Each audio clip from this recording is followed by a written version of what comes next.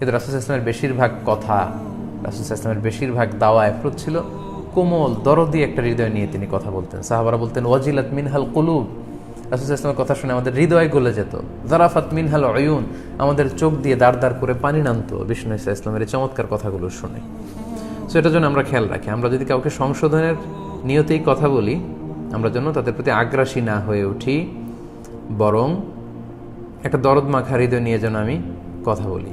রাসূল সাল্লাল্লাহু আলাইহি ওয়াসাল্লাম কীভাবে অন্যকে শুধরাতেন আমরা যদি খেয়াল করি তাহলে দেখব যে কোনো সাহাবী ভুল করেছে, অন্যায় করেছে, এটা যখন রাসূল সাল্লাল্লাহু আলাইহি ওয়াসাল্লামের কাছে বিচার দেয়া হতো, তিনি সাহাবাদেরকে ডাকতেন, ডেকে তিনি বলতেন মা বালু আকওয়ামিন ইয়াফআলুনা কাযা ওয়া কাযা, অর্থাৎ তোমাদের কি হয়েছে, তোমাদের মধ্যে অনেকে নাকি এমন এমন করে।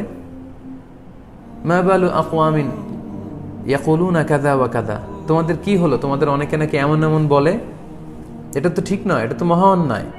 এভাবে যখন তিনি বলতেন তখন কে এমন এমন করে, কে এমন এমন বলে, সেই সাহাবীর কিন্তু টনক নড়ে উঠতো। উনি বুঝতেন হায় রে, এই কাজটা আমি করেছি।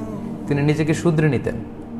দেখেন রাসূল সাল্লাল্লাহু আলাইহি ওয়াসাল্লামের সংশোধন করা, শুধরানোর নীতি ছিল তিনি কাউকে নাম ধরে হিট করে মনে কষ্ট দিয়ে অ্যাগ্রেসিভ ওয়েতে শুধরাতে চাইতেন না। কি অন্যায় করেছে ওই অন্যায়টা তুলে ধরতেন, যেটা তো মহা অন্যায়, তোমাদের মধ্যে তোমাদের কি হলো, what happen to you, what's wrong with you, তোমাদের কি সমস্যা, তোমাদের অনেকে নাকি এমন এমন করে, এটা তো ঠিক নয়। সো এই কাজটা যে অন্যায়, এটা যে ঠিক নয়, এখান থেকে কীভাবে শুধরাতে হবে এটা রাসূল সাল্লাল্লাহু আলাইহি ওয়াসাল্লাম বলতেন। কিন্তু তুমি এটা করেছো, তুমি খারাপ, তুমি মহা অন্যায়কারী, তুমি পাপী, তুমি অমুক তমুক, এগুলো রাসূল সাল্লাল্লাহু আলাইহি ওয়াসাল্লাম বলতেন না।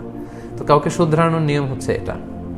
সো আমরা যেন এটা খেয়াল করি, আমরা যখন দাওয়া কাজ করব আমরা যেন কোমল ভাষায় কোরআনে সেখানে দরদ মাখা একটা ভাব নিয়ে যেন কথা বলি, তাহলে দেখা যাবে আপনার শত্রু সেও আপনার বন্ধু হতে বাধ্য। আপনি যখন হৃদয় ভরা ভালোবাসা নিয়ে যখন আপনি মানুষকে দাওয়া দিবেন, মন থেকে যখন বলবেন, মানুষের মনে যেয়ে সেটা টাচ করবে। এবং আমাদের এটাই বেশি এখন দরকার যে ইসলামের সৌন্দর্যগুলো যেন আমরা তুলে ধরতে পারি, মধ্যম পন্থার সৌন্দর্য। এভাবে ভারসাম্যপূর্ণ আলোচনা যদি করি তাহলে নিঃসন্দেহে আমাদের এই দাওয়া কাজে আরও বেশি বারাকা হবে, আরও মানুষজন বেশি উপকৃত হবে, ইসলামের প্রতি মানুষ আরও বেশি আগ্রহী হয়ে উঠবে ইনশাআল্লাহ। এবং আমরা সমাজেও তো দেখি যারা কোমল ভাষী তাদেরকে সবাই পছন্দ করে, যারা রূঢ় ভাষী, কর্কশ ভাষী, শর্ট টেম্পার্ড, এদেরকে কেউ পছন্দ করে না। সো একজন দায়ীর অনেক গুরুত্বপূর্ণ একটা বৈশিষ্ট্য হচ্ছে যে ওনারা কোমল ভাষী হবে। Voice of Quran.